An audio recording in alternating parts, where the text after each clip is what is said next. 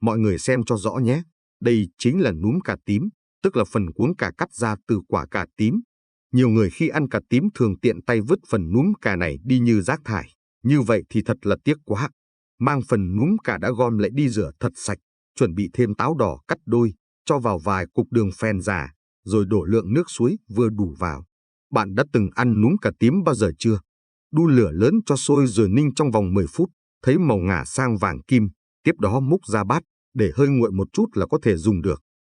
Núm, cuống, quả cà tím tính hàn, vị ngọt, kết hợp với táo đỏ bổ khí dưỡng huyết và đường phèn thanh vị tạo thành bài thuốc dân gian giúp thanh nhiệt, giải độc, hỗ trợ cầm máu, giảm ho, làm dịu cổ họng và cải thiện tình trạng nóng trong người hay chảy máu cam.